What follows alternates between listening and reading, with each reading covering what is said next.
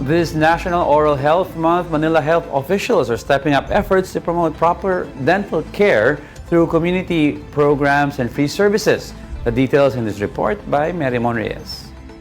Nagihan po tayo, tipiling sa umaga, tipiling sa gabi, para sa hindi namin healthy. Dentist ang kabay, sabi ng matibay ay thank you. Mga bata, nagtututbrush ba tayo? Very good!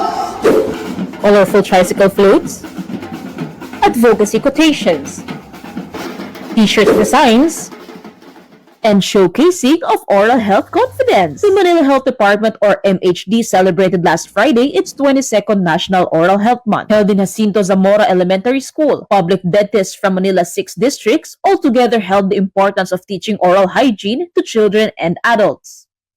Yung iba po nagkakasakit sa puso. Kasi yung bakterya sa ngipin, nakaka-apekto po siya sa puso. Bumababa ang mga bakterya. Alam ng mga nanay to at saka ng mga kaedad ko. Pagising nyo, masakit ang lamunan nyo, diba? Kasi pag nakalimutan yung mag-toothbrush, kasi yung mga bakterya sa ngipin, nagpipiesta sila. At dumadaan syempre sa lalamunan. Kaya pagising nyo, masakit ang lalamunan. Public school teachers also took to stage the much-needed mindset in appreciating one's teeth, brushing it multiple times a day, and visiting the dentist at least twice a year. Orally fit chikitings also showed their smiles and cavity-knocking powers. 6 indigent high school students were also presented as beneficiaries of the MHD's Libreng Braces program. This will give them a perfect smile in the long run and a sense of relief from strenuous expenses. Because at present, the installation of oral braces ranged from 100 to 150,000 pesos. Makakatipid na rin po yung aking mga magulang.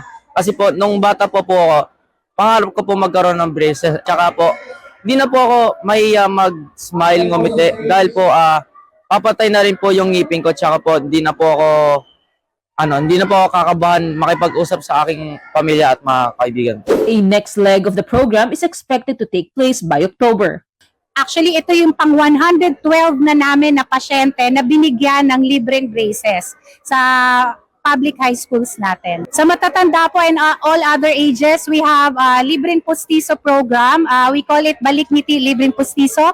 Actually, this March 22 po, magkakaroon tayo ulit sa San Andres Sports Complex. Sa March 22, namimigay natin ng 1,000 pieces. May susunod pa, another 1,000 pieces din.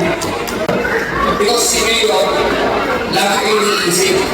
Kapatid mobile journalist Mary Monreyes, we are One News.